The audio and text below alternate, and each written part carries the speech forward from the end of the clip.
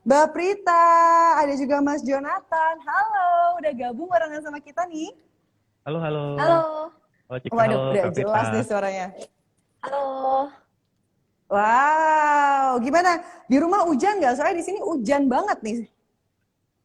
Di sini kebetulan aman. Di sini Oh, kalau man. hujan tuh tengah malam tuh, tiba-tiba hujan aja deras, terus aku jadi deg-degan.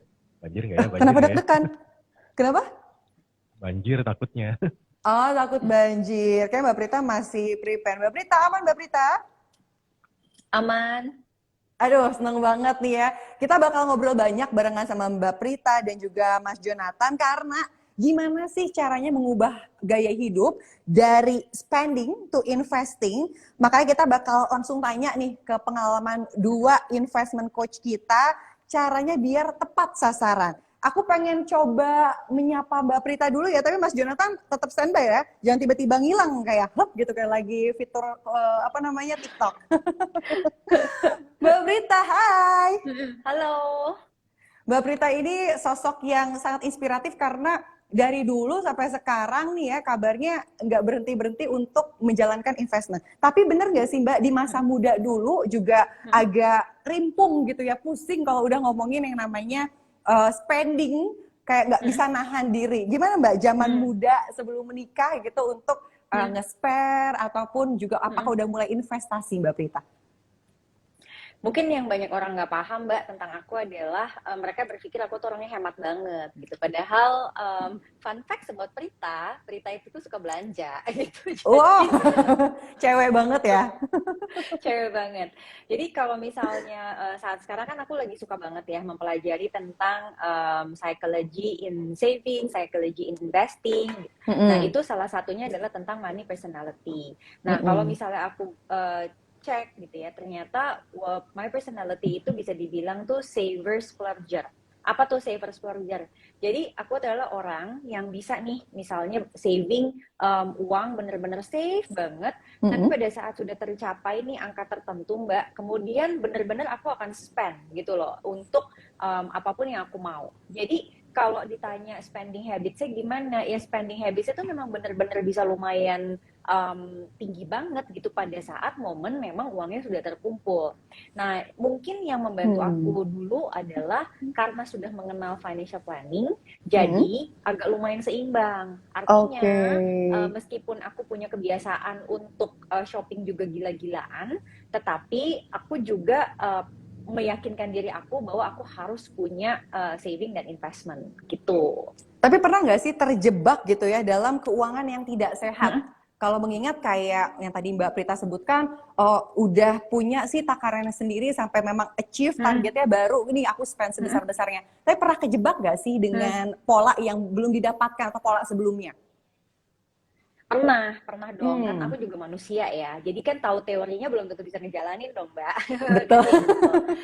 Jadi namanya juga dulu waktu usia 20-an awal ya, dan aku sudah nikah kan di 20-an awal itu, tentu aja pada saat itu sebagai fresh grade gitu kan penghasilannya masih baru berapa. Tapi kebutuhannya udah banyak banget gitu loh. Nah, pada saat itu tuh mungkin ada momen dimana aku tuh terjebak dengan poin-poin rewards. Jadi pada saat itu ternyata aku nggak bisa mengelola diri aku sendiri. Jadi aku tuh pada saat momen aku awal-awal fresh grade ya, itu kan lagi zaman-zamannya pakai kartu kredit dan lain-lain. Nah, itu tuh bener-bener orang tuh kayak digiring untuk ayo kumpulin poin sebanyak-banyaknya gitu loh. Dan teman-teman aku semua melakukan itu, dan mereka semua bilang bahwa dari poin itu nanti kita bisa buat begini, begitu, begitu. Nah, aku kan pasti sebagai perempuan kepengen dong kayak gitu ya nggak sih? So akhirnya aku ubah tuh kebiasaan aku yang dulunya bayar apa-apa tuh debit, tiba-tiba ada satu periode di mana aku bayar semuanya tuh pakai kartu kredit dengan harapan aku dapetin promo yang banyak. Emang bener sih aku kumpulin poin gila-gilaan banget, tapi ternyata aku kelimpungan dalam memanage cash flow-nya itu. Jadi kayak pas dapet tagihannya tuh kayak gede banget gitu, kayak panik sendiri Mbak, kayak kalau aku di tensi ya kayak tensi aku tinggi gitu loh. Jadi kayak Saking stresnya. saking stresnya gitu. Jadi akhirnya aku menyadari bahwa oh emang ya money personality orang tuh beda-beda. Mungkin cocok buat teman-teman aku, Tetapi buat aku enggak, karena pada saat itu sampai ada momen aku nggak bisa bayar tagihan full. Jadi aku kena biaya bunga kan gitu selama 1 bulan 2 bulan. Wah, aku bilang aku nggak bisa nih pakai cara ini. Even though aku bisa dapat banyak gratisan sana sini, tapi aku nggak bisa. So aku balik lagi ke cara aku ngelola cash flow. Dan alhamdulillah karena udah terbiasa begitu, seiring penambahan penghasilan, jadi bisa diatur juga gitu. Jadi sebenarnya yang penting tuh habitnya dibangun. Padahal kita sempat tergiur dengan benefit ya, beranggapan benefitnya bisa nge-cover nih dengan penghematan yang sudah kita lakukan, perubahan pola, ternyata malah terjebak di situ ya Mbak Prita ya. Kasus aku begitu.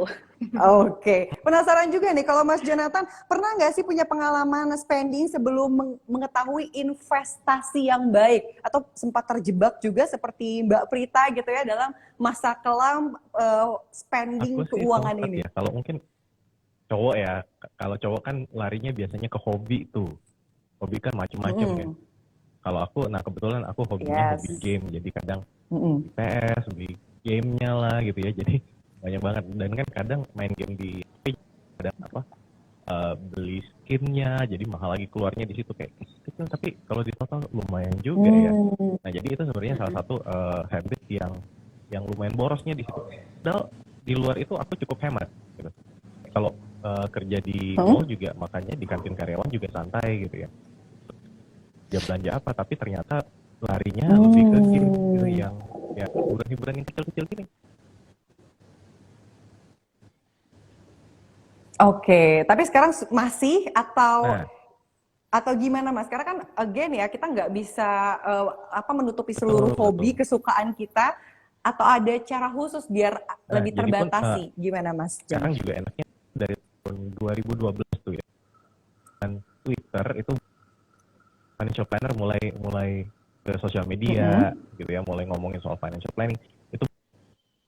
Nah, sebelumnya ada uang, tapi udah uangnya dibukain gitu kan.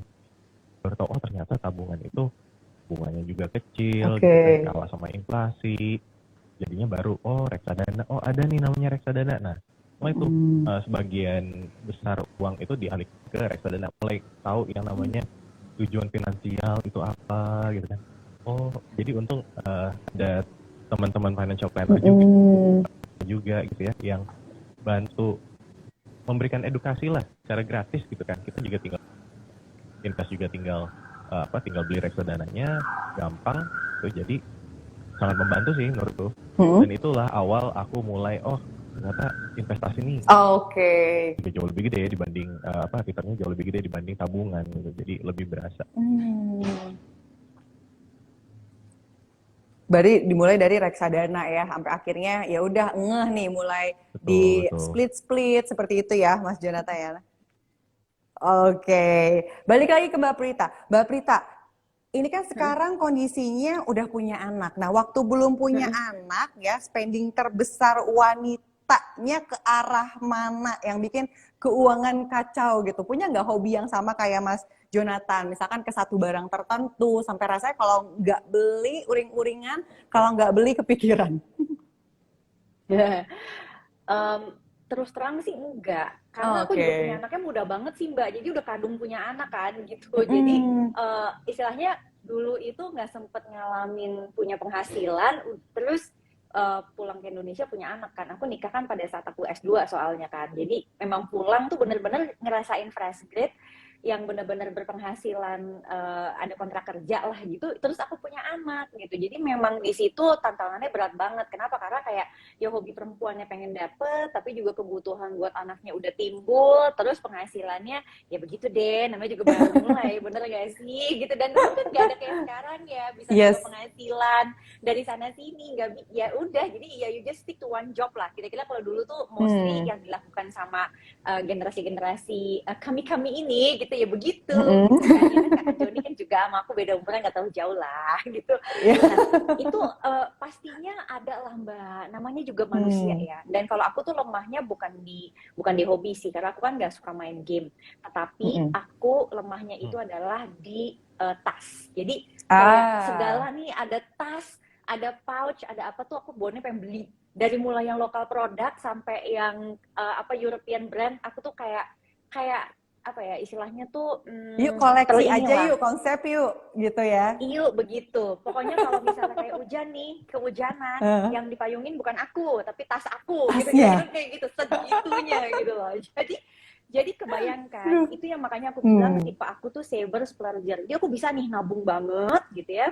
Pada saat uangnya terkumpul, terus aku beli nih gitu kan kayak branded bags yang memang aku udah incer banget gitu. Jadi dulu mungkin kalau bisa dibilang walaupun udah kenal ilmunya, tetapi aku tidak invest sebanyak-banyaknya gitu karena ada perasaan kayak aku kan masih muda banget, terus aku ibu-ibu kayak capek gitu kan, bisa ngurus anak segala macam tuh kayak lelah, jadi aku kayak merasa aku mesti punya apa ya kayak kesenangan tertentu lah, makanya dulu tuh savingnya ya istilahnya saving, tetapi persentasenya tuh nggak seperti yang kayak aku ajarin ke semua orang sekarang bahwa you have to push to your limit gitu loh, jadi kayak udahlah balance aja gitu kan, mesti kayak semuanya harus kebagian gitu loh.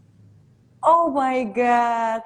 Ini wanita ya, Mas Jonathan ya, karena nggak bisa dipungkirin lapar matanya tuh ya dibilang konsumtif, ya sama-sama konsumtif. Cuman kalau dari sisi Mas Jonathan, ada nggak sih sesuatu kebutuhan nih kayak Mbak Prita ya di zaman dulu gitu, kalau udah ngeliat tas rasanya gatel, yang memang juga menghambat Mas Jonathan untuk berinvestasi gitu, kebutuhan-kebutuhan atau spending-spending tertentu. Kalau cowok juga sebenarnya ada, cuma kan mungkin bentuknya kayak sneakers gitu ya. Sneakers ada keluaran baru, wah harus koleksi yang udah apa pagi-pagi kalau perlu ngantri deh buat beli gitu, mallnya belum buka udah ngantri duluan gitu kan, bisa juga gitu kan. Masa? Terus juga sekarang kan juga ada yang hobi kayak sepeda juga yang pol gitu ya, yang 20 juta 30 juta bisa jadi gitu, diseriusin banget gitu ya mungkin. Jadi kalau kita ngomongin apa ya, hobi, keinginan sama kemauan itu nggak akan ada habisnya lah gitu. Nah jadi ini gimana ya caranya ngerem? Waktu itu biasanya mikir, oh gimana ya cara ngerem? Oke, jadi mulai lebih fokus lagi tuh, lebih rapiin. Teman-teman kan, oke, pertama dilakukan kan, mulai tuh catat pengeluaran. Nah ketika catat pengeluaran, baru berasa tuh, oh ya juga ya, ngapain ya saya 3 bulan, 4 bulan sekali beli sepatu lagi gitu ya. Jadi kayak, oh, pantas nggak bisa nabung. Jadi berasa nih, ketahuan pos-posnya gimana gitu. Dan benar juga kayak kata Kak Prita tadi, bahwa dulu itu mungkin sumber pemasukannya nggak sebanyak sekarang ya. Jadi dulu kan ya sumber pemasukan cuma satu, jadi benar-benar gimana caranya ya kita maksimalin dulu deh. Mau beli rumah juga, tapi duitnya nggak kumpul-kumpul, ya udahlah ditabung aja dulu. Jadi yang diinvestasikan dulu, yang belanjanya ditahan aja, ditahan. Jadi kalau mau belanja ditulis aja dulu, ditulis banyak-banyak, dibawa tidur ya, tidur 2-3 minggu. Kalau masih kepikiran, boleh deh pikirin lagi buat beli. Tapi biasanya udah 1-2 minggu udah lewat tuh. Wah ini boleh lagi. banget nih idenya. Ini salah satu tips yang mungkin nggak ngerti ya, perempuan kuat nggak Mbak Prita kalau kayak gitu, masih kuat nggak Mbak? 2 minggu, 3 minggu dipikirin, aku takutnya aku mimpi buruk. Tapi ternyata kalau misalnya metode ini sudah digunakan oleh Mas Jonathan, mungkin bisa works juga sama teman-teman, atau mungkin nanti aku bakal coba lagi ya, biar nggak kepikiran ya. Tapi anyway, untuk seluruh smart investor, investment yang dimanapun kalian sedang standby sekarang, jangan lupa di drop dulu di kolom chat gitu ya, pertanyaan yang akan diberikan kepada Mas John dan juga sama Mbak Prita. Karena sekaligus gue juga pengen ngingetin kalau kita masih ada kesempatan untuk dapetin hadiah. 1 HP Samsung Galaxy A32, ada OVO Points, ada voucher GrabFood, dan juga pastinya voucher Reksadana. Dengan cara apa? Cukup beli aja reksadana apapun dengan fitur Robo Bareksa dari hari ini sampai besok jam 23:59. Minimal pembeliannya Rp1.000.000 aja dengan promo kan jadinya. Jadi kode promo FlashJan22 untuk pembelian reksadana, dan juga kode promo RF Lesjan 22 untuk pembelian Robo Bareksa. Ingat ya, cuma sampai besok pukul 23:59. Again, halo Mas John. Yes, suaranya agak ini nih, putus-putus nih. Suara aku jelas nggak? Mungkin ini karena efek hujannya belum sampai ke rumah Mas John, jadi sinyalnya dulu nih kayaknya nih Mas. Coba cek. Kita cek lagi. Hai. Nah, aman banget nih kalau sekarang nih. Ini kita bakal balik lagi membahas pembahasan yang tadi sudah sempat disebutkan. Oke lah ya, begitu caranya. Nah, apa sih yang bikin kejadian, wah gue harus investasi nih, gue udah gak bisa nih buat terus-terusan beli sneakers ya, 3 sampai 4 bulan sekali gitu, yang satu momen yang bikin moving gitu ya, keadaan dari Nah, jadi spending to waktu investing. itu, kalau saya sendiri ya, pengennya itu pengen punya rumah gitu. Jadi mungkin gara-gara apa ya? Pengen hidup sendiri, pengen hidup mandiri, pengen coba hidup independen gitu ya. Jadi, wah kayaknya harus beli rumah nih, gitu kan. Dan pengennya waktu itu beli rumah sebelum usia 30. Dan waktu itu saya udah 26. Baru pikir atau 26, wah pengen nih beli rumah. Terus, nah itu kan, kita lihat tabungan ya segini-segini aja gitu kan. Beli rumah, apalagi waktu itu di Jakarta ya. Beli rumah di Jakarta kan harganya udah mahal gitu. Daerah lah kalau mau di Jakarta. Kalau mau yang lebih murah kan harus di daerah Bodetabek ya. Dan jadinya oke, harus semangat nih sebelum usia 30 gimana caranya bisa ke beli dulu 10% gitu. Jadi rumah harga 1 M gimana caranya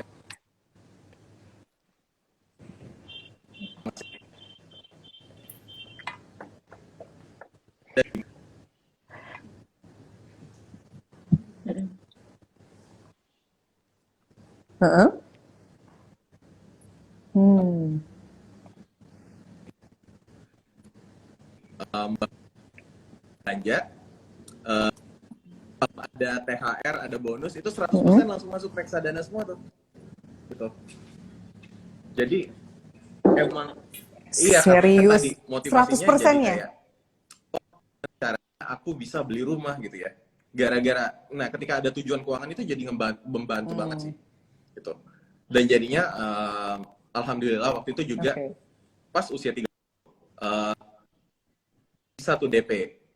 Pas usia 30 bisa DP, akhirnya aku DP apartemen di daerah Pejaten gitu. Lumayan.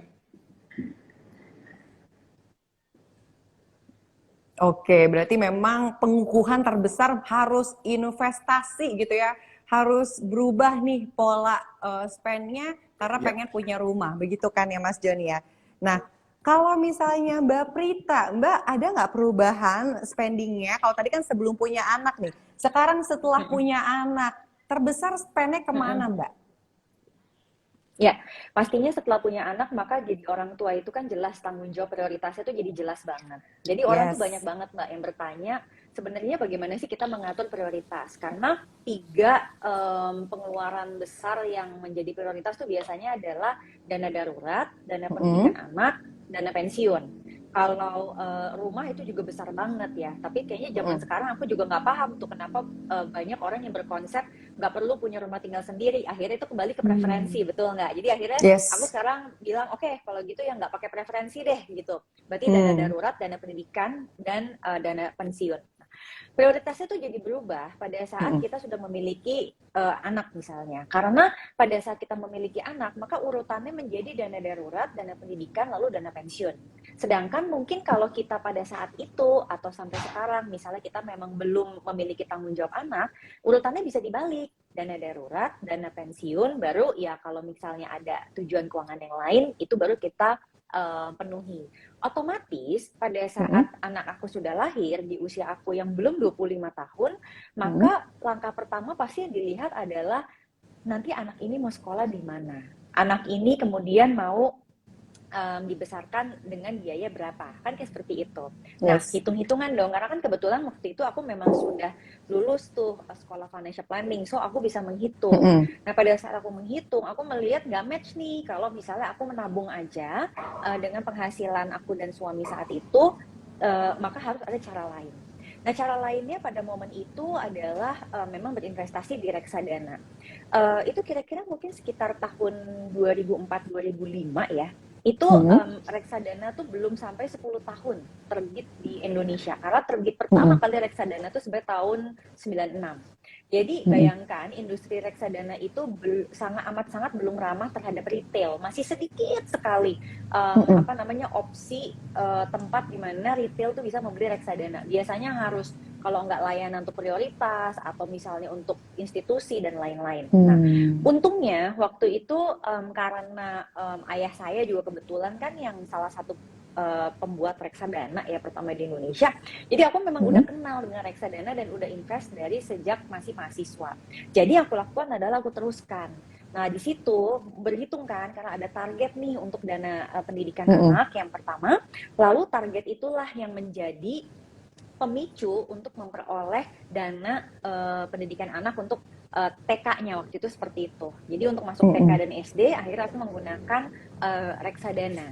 Nah, memang luar biasa sih Mbak, hasil dari investasi reksadana pada rentang momen itu tuh luar biasa sekali. Dan di situ aku memahami bahwa antara teori dan praktek nih match. Jadi gimana caranya untuk membangun investment habit bagi orang yang memang selama ini biasanya sangat mudah spending, memang harus jelas prioritasnya apa, kedua ditetapkan sebagai tujuan, ketiga action gitu.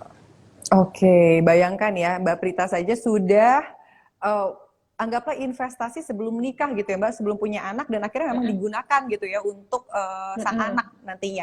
Nah, apa yang berubah Mbak? Bayangkan kalau memang kita nggak pernah nggak pernah investasi dari awalnya. Kira-kira apa yang akan terjadi nih Mbak? Gimana kalau orang belum pernah berinvestasi dan dia tidak mau berubah gitu maksudnya? Yes, begitu. Oke, kalau memang dia selama ini belum pernah berinvestasi dan merasa bahwa karena belum ada tanggung jawab, jadi hidupnya tuh kayak YOLO, you only live once. Nah, itu bahayanya adalah dia kehilangan waktu karena teman terbaik investasi adalah waktu. Ilmunya namanya compounding returns. Jadi semakin early, semakin awal kita berinvestasi, maka hasil investasinya itu akan mampu untuk melipat gandakan dirinya sendiri ke masa depan. Sehingga seseorang yang berinvestasi sejak usia 20-an dengan dana yang sama dengan mereka yang baru berinvestasi di usia 30-an, maka di usia 50-an sudah hampir pasti yang memiliki saldo investasi lebih besar adalah yang dari 20-an. Meskipun yang umur 20-an itu mungkin hanya invest setengah dari si yang 30. Karena mungkin kan saat itu dananya terbatas ya. Yes. Jadi orang yang merasa bahwa antar aja deh investasi tunggu gajiku gedean. Banyak yang kayak gitu. Jadi tunggu gajinya gedean baru investasi. Dan memang mungkin dia menepati janjinya gitu. Pada saat gajinya gedean, umurnya 30-an dia berinvestasi. Tetapi hampir pasti yang umur 20-an udah mulai, biasanya itu akan ends up punya saldo investasi yang jauh lebih tinggi daripada mereka yang baru memulai di usia 30-an. Oke, I see. Nah, anyway, Mas John dan juga Mbak Prita, kalau tadi kita udah membahas, oke lah masa-masa sebelum kita mengenal investasi dan juga belum berubah dengan pola hidup. Kalau kita ingin berubah, pasti ada suatu habit, ada suatu kebiasaan yang agak sulit untuk dirubah. Gimana caranya biar konsisten? Gimana caranya biar kebiasaan itu terbentuk dengan baik dan akhirnya kita jadi punya habit untuk berinvestasi daripada habit untuk spending? Saya mulai dari Mas John dulu deh. Gimana Mas John?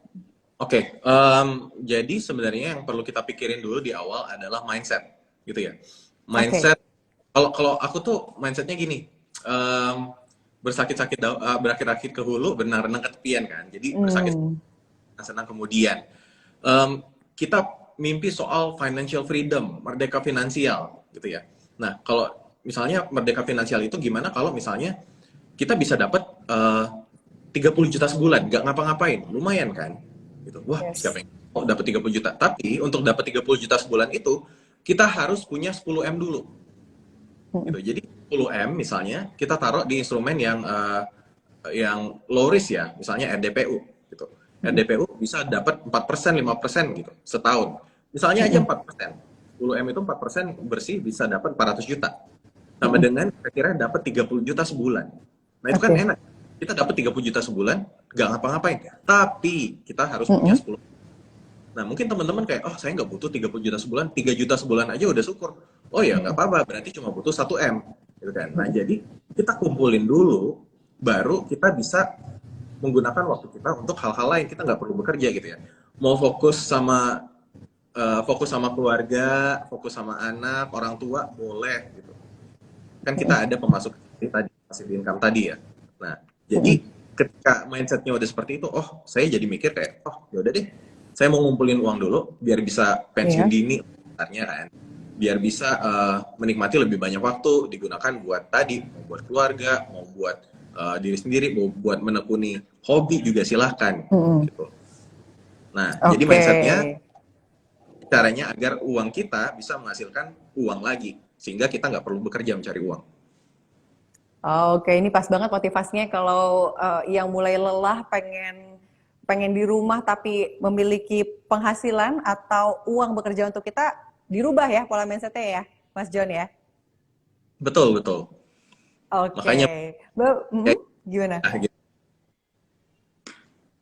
Agak putus-putus nih Mas John nih suaranya. Coba, halo. Halo ya. Nah, jadi ketika kita Nah, jadi ya udahlah mulai aja investasi secepatnya sambil juga naikin penghasilan biar lebih banyak uang yang kekumpul. Oke, nah make sense nih. Kalau Mbak Prita, gimana Mbak Prita biar konsisten, akhirnya benar-benar bisa memiliki habit baru, gimana Mbak Prita? Nah itu bagus banget yang tadi Joni udah bilang ke teman-teman semua gitu, yang mana pertama kali harus dibenahi adalah mindsetnya.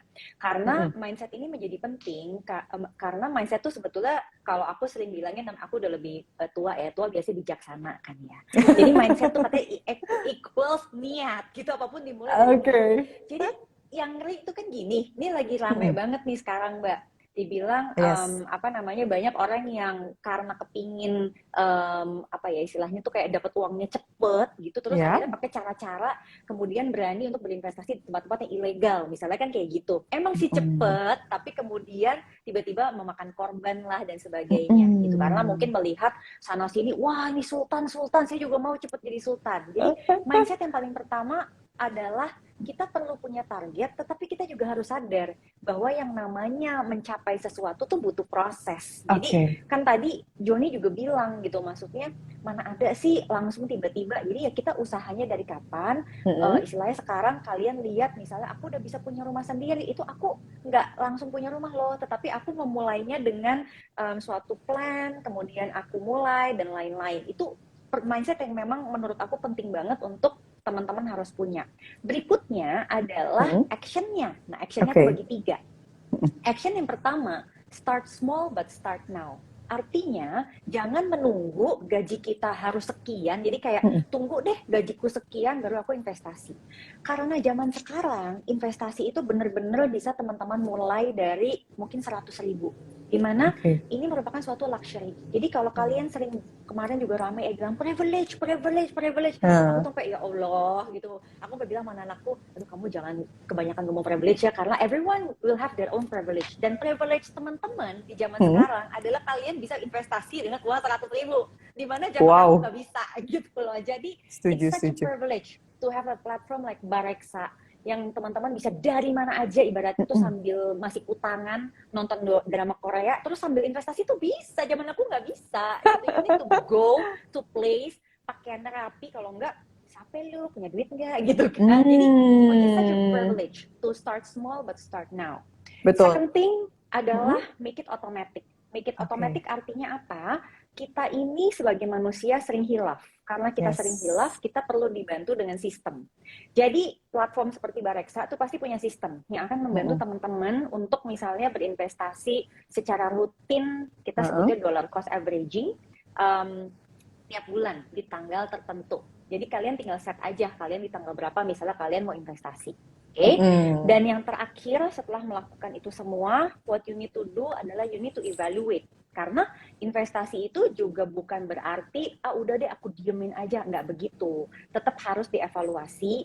Kita lihat dong, kita udah sampai mana nih. Kenapa penting untuk lihat sampai mana? Supaya kalau ternyata tiba-tiba kita dapat rezeki tambahan, misalnya teman-teman dapat bonus di sini, smart investor dapat additional side hustle dan lain-lain, kita jadi tahu kita masih jauh nih dari misalnya target yang tadi misalnya kayak Joni bilang target 10M gitu ya. Masih jauh nih. Oh, jadi kalau kita dapat additional money, kita tuh tahu, oh kita masukinnya ke sini. Jadi kita nggak distracted ke tempat-tempat lain gitu loh. Jadi tiba-tiba jadi mobil mewah lah, atau tiba-tiba jadi apa, kalau ternyata kita masih punya satu tujuan ini gitu, Mbak.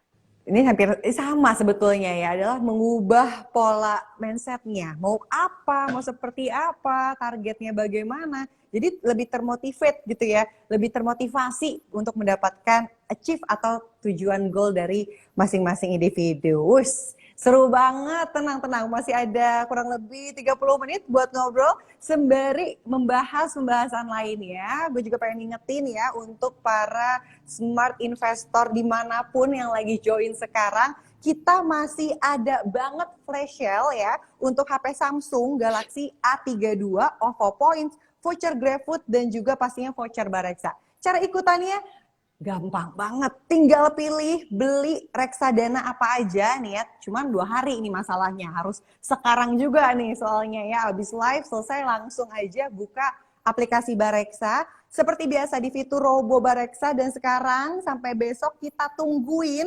dengan minimal pembelian 1 juta. Nah, untuk kodenya nggak boleh dilewatkan karena takutnya nggak dapat privilege. Kalau tadi bahasnya privilege-nya bukan privilege, lo kan dapat privilege, bukan gitu ya Mbak Prita ya. Tapi ini adalah kode yang ditawarkan oleh Bareksa, yakni Flash Jan 22, dan untuk pembelian reksadana. Dan untuk promo RF Flash Jan 22 untuk pembelian Robo Bareksa. Ingat, cuman sampai besok. Ketentuannya cek lagi Instagram kita biar lebih lengkap. Ayo kita balik lagi buat ngobrol bareng sama Mbak Prita dan juga Mas John. Nah, sekarang kita bahas kira-kira nih Mbak Prita nih ya, produk investasi apa yang cocok untuk pemula yang sekarang udah nonton terus aduh bingung mau mulai dari mana, apakah memang harus dari reksadana nih ikutan kayak Mas Jo, atau ada rekomendasi lain dari Mbak Prita nih Mbak? Oke, kalau untuk pemula itu kan artinya dia biasanya masih belum siap Mbak dalam hal menerima fluktuasi nilai. Fluktuasi nilai itu apa sih? Misalnya kita masukin uang 1 juta. Kemudian kita melihat, lah kok sekarang jadi 950.000 langsung panik dan lain-lain. Padahal sebetulnya itu adalah penurunan, mungkin penurunan yang sifatnya temporary gitu loh. Kira-kira seperti itu. Nah, investor pemula tuh biasanya tantangannya di situ. Yang kedua, investor pemula juga punya tantangan, umumnya dia nggak tahu sebetulnya uangnya ini perlu diambilnya tuh kapan. Jadi biasanya dana daruratnya tuh belum cukup gitu. Jadi dia masih belum kebayang sih sebenarnya, kayak aku naruh segini tiba-tiba ada kebutuhan, aku mesti cairin dan sebagainya.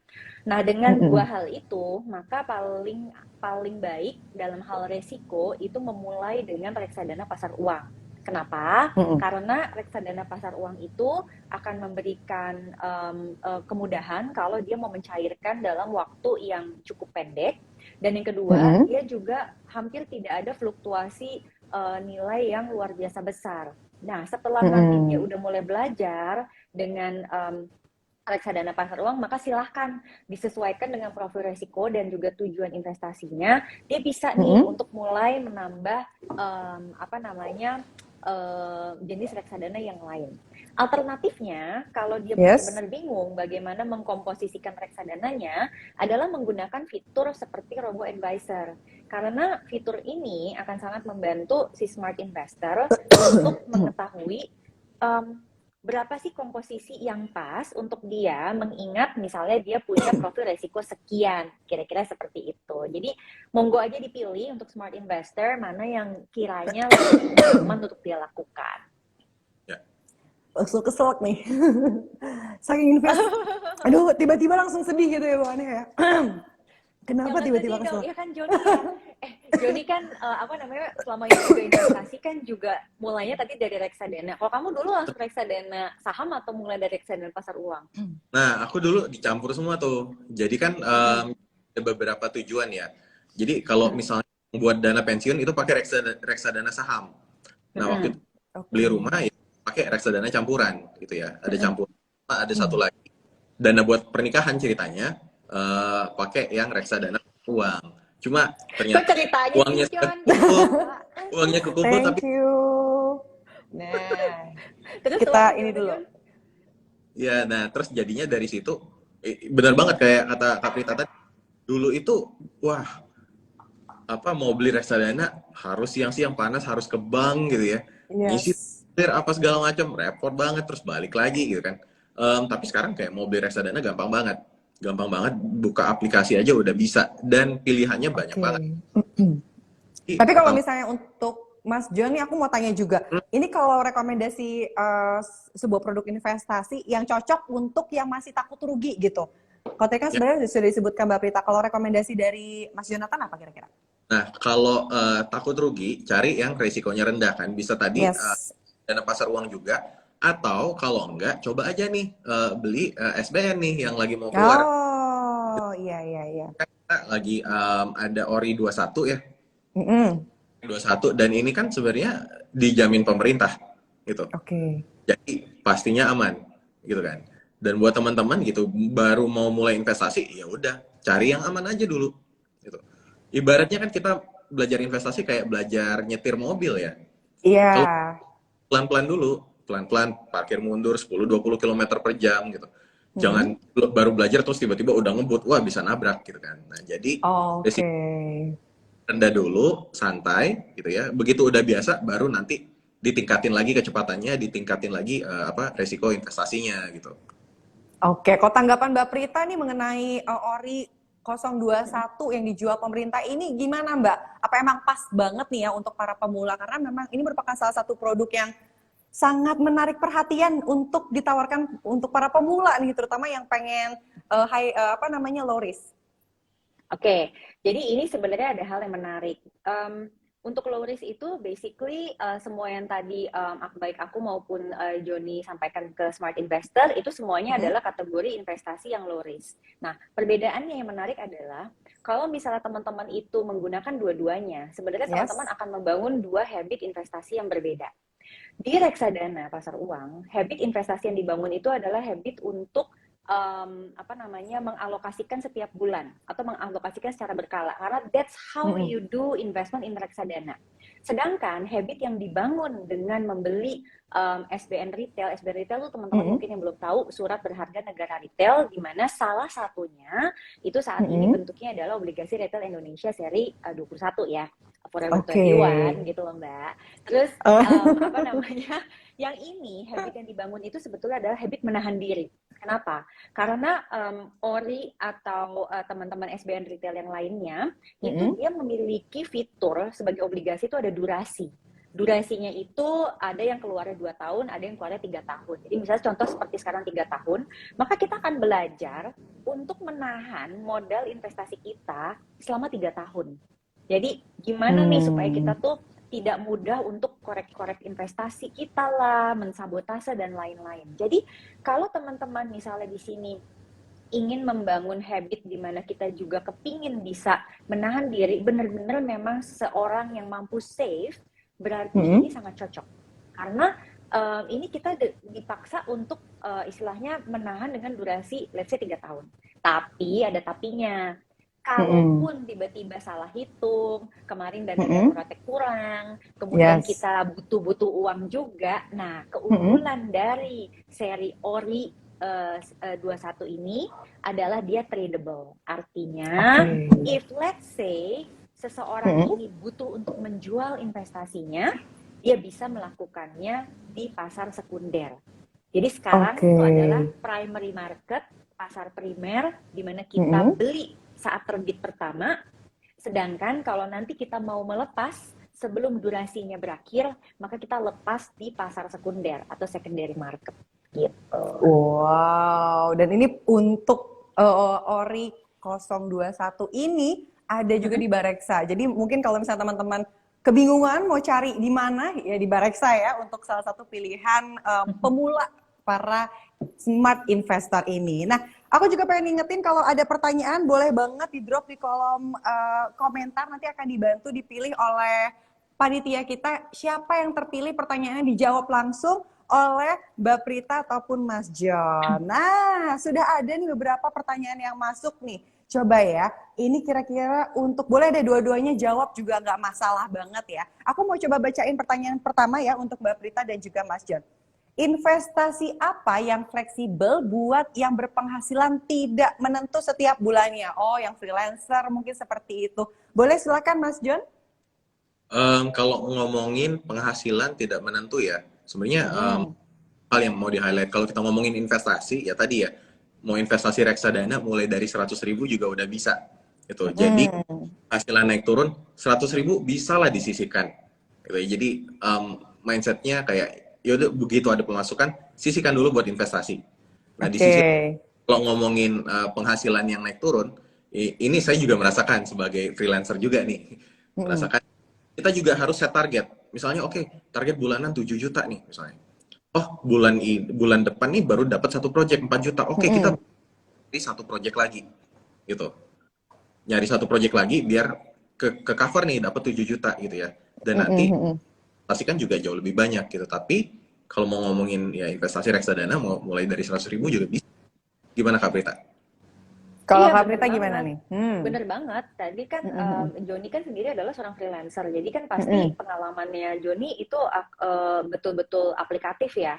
Dan Yes. memang betul salah satunya itu adalah reksadana. Kenapa? Karena you can actually buy reksadana anytime kan. Betul nggak Yes. sih? Jadi tadi yang Joni bilang tuh which is itu bener banget. Karena kalau bedanya dengan yang karyawan, kalau karyawan tuh dia bisa ngeset Mbak. Misalnya tiap bulan itu kan dia punya gaji tetap ya. Jadi kan tiap bulan dia memang misalnya bisa set dollar cost averaging sekian. Tapi kalau freelancer mungkin nih yang freelancer kan freelancer beda-beda ya. Ada yang mungkin penghasilannya masih bener-bener komplit dan naik turun, tapi ada yang udah bisa nih ajak nih tiap bulan minimal dapat segini gitu. Nah, itu sebenarnya bisa diatur juga. Kalau udah ketahuan minimal dapat segini, dia bisa nih ngatur.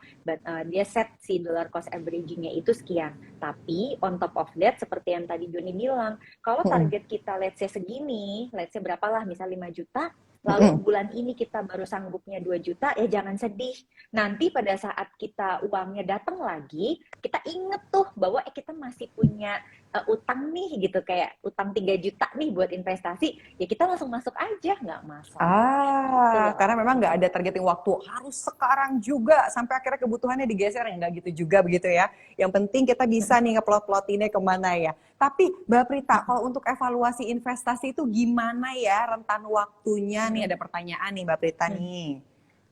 Oke, jadi mengevaluasi investasi itu secara umum kita biasanya lakukan per 3 bulan. Karena kalau di keuangan tuh biasanya per 3 bulan tuh kita sebutnya kuartalan. Kenapa kuartalan? Karena setiap kuartal juga let's say ekonomi itu juga biasanya di-assess, kemudian kita biasanya melihat juga perkembangan suku bunga dan sebagainya. Nah, tapi kita juga bisa meng-assess evaluasi kita saat terjadi perubahan dalam kehidupan. Apa aja? Satu, misalnya kita pindah kerja, jadi penghasilannya berubah. Terus yang kedua, misalnya terjadi perubahan tanggungan.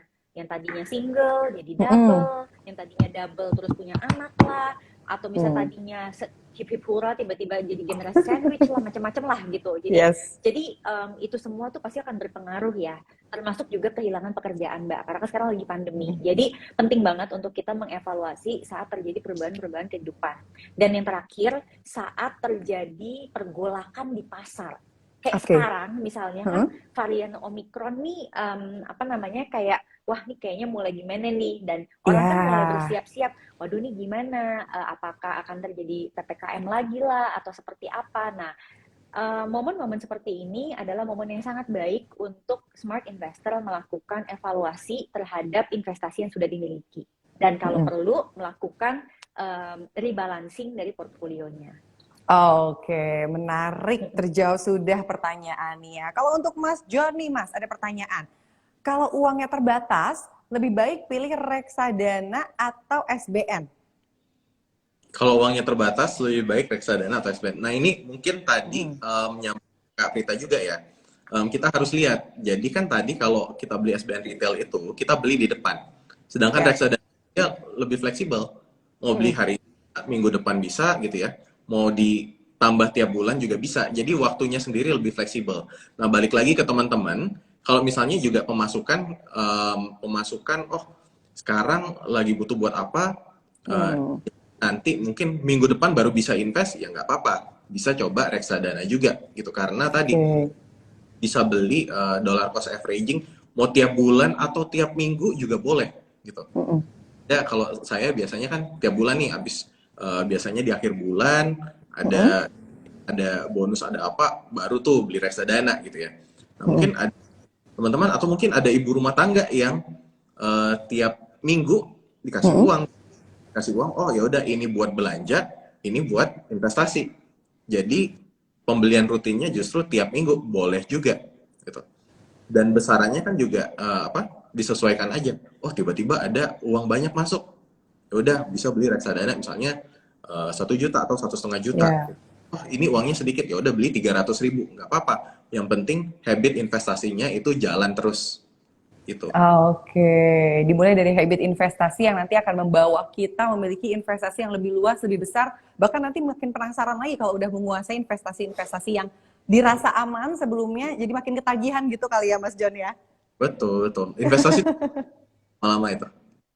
Oke, nah ada pertanyaan lagi untuk Mbak Prita. Mbak, kalau budget untuk dana darurat boleh nggak sih masuk ke pos investasi atau sebaiknya dipisah sendiri biar mindsetnya betul gitu? Oke, bukan hanya mindsetnya harus betul, tetapi memang dana darurat itu bukan investasi, jadi harus dipisah. Ya, dana darurat itu bukan investasi, dana darurat juga bukan tabungan. Bedanya apa? Kita menabung, kita investasi karena kita punya tujuan. Macam-macam tiap orang tujuannya. Tadi Joni cerita waktu dia umur 20-an, tujuannya adalah supaya bisa punya properti sendiri. Terus mungkin waktu Prita cerita tujuannya karena ya Prita udah punya anak, harus bisa sekolah di sekolah yang bagus. Itu adalah tujuan. Cara mencapai tujuan dengan menabung dan berinvestasi. Tapi kalau dana darurat itu bukan tujuan, itu adalah suatu dana yang memang kita cadangkan karena kita nggak tahu hidup kita tuh akan seperti apa. Jadi tiba-tiba ada kejadian yang tak terduga lah, atau tiba-tiba ada pengeluaran yang di luar rutinnya kita. Nah itu kita bongkarnya adalah dana darurat. Kan bener-bener kayak apalagi sekarang musim hujan gitu ya, tiba-tiba hujan terus bocor-bocor gitu kan, nggak mungkin dong kita nggak renov gitu kan, bocor-bocor kecil itu gitu. Nah itu silakan ambil dari dana darurat. So tolong dipisah pada saat kita mulai membangun dana darurat dengan investasi. Karena balik lagi ya Mbak Prita ya, tujuan dana darurat dan investasi itu berbeda. Jadi mungkin plotannya dan penggunaannya juga berbeda. Nah, ini menarik nih pertanyaannya masih untuk Mbak Prita. Mbak, tolong dong gencar ngasih edukasi investasi yang benar ke masyarakat itu gimana sih biar nggak terjerumus dengan investasi bodong lagi yang marak. Kira-kira tipsnya gimana biar kita tahu, oh nggak make sense nih kalau dapatnya persentasenya sebesar ini dalam per bulan. Silakan Mbak Prita. Sebenarnya ya, menurut aku nih smart investor ini kan semuanya smart. You actually know kalau ini investasi kok meragukan ya, karena hasilnya kayak selalu nggak masuk akal. Tetapi kemanusiaan kita, rasa kepengen cepet sultannya itu yang akhirnya mengaburkan kelogisan itu. Kelogisan. Itu aku, yes, karena yang sering banget saya temuin itu adalah banyak yang bilang siapa tahu kali ini bener. Jadi siapa tahu kali ini gini. Dan itu kejadian di orang-orang yang udah pernah ketipu gitu loh. Jadi dia bilang siapa tahu kali ini bener. Kenapa? Karena kenyataannya kalau yang ilegal itu awal-awal tuh biasanya dapat hasilnya untuk sebagai bukti bahwa oh ini bener nih. Nah mereka berharap mereka di kaki-kaki awal gitu loh. Jadi ngarepnya begitu, ngarepnya di kaki. Jadi malah dapat untung ya gitu ya. Nah itu sebenarnya mindset harus dibenahi. Kedua, kita bisa melihat dengan acuan begini. Kalau sebuah hasil investasi ya berani menjanjikan hasil yang pasti. Oke, kemudian hasilnya tuh durasinya tuh panjang, berarti kita harus lihat tingkat suku bunga tuh sekarang berapa. Dia nggak mungkin jauh-jauh dari situ. Dia nggak mungkin jauh-jauh Mbak dari situ. Itu udah hampir pasti. Tapi kalau misalnya dia hanya mungkin memberikan imbal hasil selama 2 bulan atau 3 bulan dan diputarkannya dalam bisnis tertentu, itu masih mungkin-mungkin aja. Gitu. Itu masih mungkin-mungkin aja. Tapi kalau udah berani menjanjikan let's say 12 bulan atau lebih, nah itu yang kita mesti waspada. Oke, selalu bandingkan dengan suku bunga saat ini. Saat ini tingkat suku bunga kita tuh di bawah 3% ya per tahun gitu. Jadi kita juga harus waspada kalau ada yang berani menjanjikan hasil yang pasti misalnya sampai 10% per tahun. Biasanya ya mereka ngasihnya tuh 2% per bulan. 2% per Iya. bulan itu kali 12 tuh 24%. Itu amat sangat kurang Tidak mungkin ya, logis Mbak. gitu kan. Oke. Gitu deh. Jadi dicek dari suku bunga atau bunga yang ada sekarang mirip dekat atau mirip nggak? Kalau enggak ya mungkin harus diragukan kebenarannya begitu ya, Mbak ya. Yes. Nah, Mas John, ini ada yang mau curhat. Katanya saya baru setahun terakhir ini rajin investasi di reksadana. Nah, saya punya PR gimana cara ngasih tahu ke orang-orang terdekat biar mereka juga sadar akan investasi. Gimana Mas John? Apakah lingkungan Mas John juga udah terinfluence dengan Mas John atau gimana nih Mas John biar punya tips yang oke untuk curhatan yang satu ini? Oke, kalau saya sih coba aja bandingin hasilnya. Dalam hal ini kita mau bandingin antara misalnya tadi ya, investasi di reksadana dengan tabungan. Nah ini juga saya pernah saya pernah menggali nih. Jadi bayangin ya, kalau misalnya ada uang senilai 450 juta tabungan. 450 juta itu sekarang bunga sebulannya itu cuma 22.000. Ya. Bayangin, 450 juta bunganya 22.000. Belum kena pajak bunga 4.000. Jadi bersihnya 8. Belum kena biaya admin. Masih biaya admin 20.000 berarti uang 450 juta sebulan itu masih minus ya. Sebulannya minus 2.000 kalau ditaruh di tabungan. Nah, sekarang bandingin misalnya kalau kita taruh di misalnya reksadana pasar uang 5%. 450 juta 5% itu udah bisa dapat 22 juta setahun.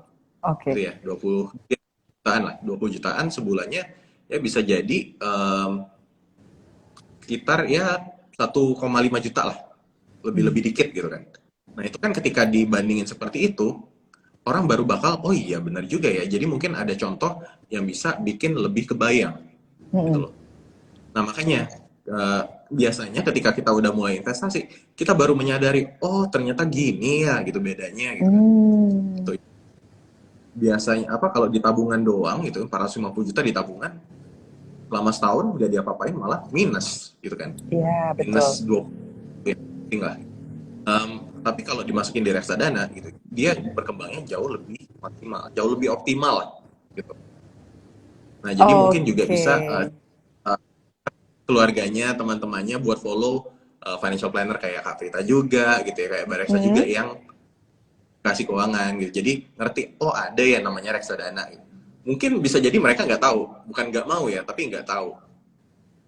Oke, jadi biar tahu ya dikasih contoh, dikasih perhitungannya, gambarannya ya Mas ya, biar ya udah ikutan deh, terinfluence deh. Pertanyaan terakhir ini boleh untuk Mas John masih ya, hasil dari FOMC meeting bakal ada pengaruh ke imbal hasil RDPU atau RDPT. Coba yang mana Mas sebetulnya Mas? Gimana? Bisa diulang dikit? Hasil dari FOMC katanya ini bakal ada pengaruh ke imbal hasil RDPU atau RDPT. Yang mana sebetulnya masuk? Ada imbal hasil ke RDPU atau ke RDPT? Wah, kayaknya kalau ini kapasitasnya lebih cocok Kak Prita nih yang jawab. Kak Prita, boleh. Kak Prita, boleh dong Kak Prita. FOMC itu sebenarnya singkatan. Itu kan basically itu bukan di Indonesia sih sebetulnya, itu di luar negeri ya. Jadi FOMC the Fed gitu. Karena gini, kita tuh basically di Indonesia memang pasar modal kita tuh masih amat sangat terpengaruh juga gitu dengan pasar di luar negeri, terutama juga di Amerika Serikat. Jadi kita harus akui bahwa capital inflow dan capital outflow itu tuh istilah ya. Jadi kayak dana masuk nih dari luar tuh ke pasar modal, terus dana keluar lagi dari pasar modal, itu juga memang terpengaruh dengan hasil rapat dari FOMC the Fed. Nah, kalau tingkat suku bunga itu meningkat, maka secara umum harga obligasi atau yield-nya itu turun. Jadi yield dan ini agak kuliah nih ya, maaf. Jadi antara interest rate dengan yield tuh berbanding terbalik. Jadi every time interest rate, suku bunga rata-rata, suku bunga acuan itu naik, yield dari obligasi itu biasanya akan turun. Nah, kalau yield dari obligasi itu akan turun, maka akan berpengaruh nih ke reksadana-reksadana yang memang di dalamnya sudah ada obligasi, kira-kira seperti itu. Nah, however, smart investor kita kan kalau beli reksadana, basically kita menyerahkan dana kita itu kepada ahlinya, betul nggak? Yes. Jadi, Betul. yang kita perlu pahami adalah ahlinya ini tuh udah jago banget mengelola dengan kebijakan investasi sesuai dengan jenis-jenis reksadana yang memang kita pilih. Jadi reksadana pasar uang, reksadana pendapatan tetap, reksadana campuran, reksadana saham, dan juga bahkan indeks. Nah, dengan demikian teman-teman, apapun yang terjadi, kalau kita hold reksadana pasar uang, apakah akan berpengaruh ya dengan itu? Pasti ada, tetapi fluktuasinya sangat rendah. Jadi kalau saya bilang sih smart investor tidak perlu khawatir karena reksadana pasar uang itu fluktuasinya juga tidak terlalu signifikan. Secara umum dia tetap akan memberikan hasil lebih baik daripada tabungan biasa dan sudah dikelola oleh manajer investasi yang ahli. Wow, dijawab dengan lengkap dan juga pasti nih oleh Mbak Prita dan juga Mas John. Dan gak kerasa ternyata dari tadi kita ngobrol udah 1 jam aja dan pertanyaan ini dijawab juga sudah hampir habis. Ini singkat saja terakhir ya sebelum saya menutup ya. Biar lebih mantap lagi apa yang ingin disampaikan untuk coach investasi kita Mbak Prita dan juga Mas John yang akan dibagikan untuk para smart investor ini mengenai para newbie di dunia investor ini. Atau dunia investment deh gitu ya kan. Kalau investor orang ya soalnya. Boleh Mbak Prita dulu Mbak. Oke, sederhana aja kalau dari aku sebagai recap nih, smart investor, yang namanya investasi itu adalah hal yang perlu kita lakukan untuk mencapai tujuan keuangan kita. Setiap dari kita pasti punya tujuan keuangan yang berbeda-beda, punya prioritas keuangan yang berbeda-beda pula. Tetapi ingatlah bahwa apapun situasi kita saat ini, kita pasti tetap membutuhkan adanya dana darurat dan juga dana pensiun. Jadi pastikan siapapun kita, di usia berapapun kita, kemudian seperti apapun pekerjaan kita, pastikan kita memiliki dana darurat dan juga dana pensiun. Nah, investasi yang paling baik sebetulnya adalah yang sesuai dengan profil resiko dan juga tujuan keuangan kita tersebut. Dan investasi yang paling baik dimulai dengan uang berapapun. So, start small but start now. Yang penting adalah disiplin dan juga financial journey harus dinikmati sesuai dengan kapasitasnya masing-masing. Setuju nggak, John? Keren. Gimana nih kalau untuk masukan dari Mas John? Sama nggak nih kira-kira sama Mbak Prita nih? Ya, kalau aku sih lebih ke ingat investasi itu juga butuh belajar. Ibarat kita belajar nyetir mobil, belajarnya pelan dulu ya, jangan langsung pengen ngebut. Tapi setelah lama-lama biasa, baru kita naikin investasinya. Dan ingat, belajar itu juga harus dilakukan tiap hari, biar makin terbiasa. Kalau kita lama nggak nyetir, bisa jadi udah mulai nggak biasa lagi gitu kan. Nah, jadi teman-teman, investasi pelajari sedikit demi sedikit, dan juga ayo mulai investasi dari sekarang, rutin aja tiap bulan gitu, tiap minggu. Jangan pedulikan nominal gedenya berapa, tapi rutinitasnya tetap ada. Jadi teman-teman bisa membangun habit investasi ke depannya. Wow, itu dia ya tujuan kita gimana caranya yang biasa punya habit untuk nge-spend atau punya gaya hidup yang dulu gitu berubah jadi lebih hobi untuk berinvestasi. Jadi nantinya bisa lebih saving ke depannya. Thank you so much ya Mbak Prita, Mas John, keren banget, luar biasa informasinya.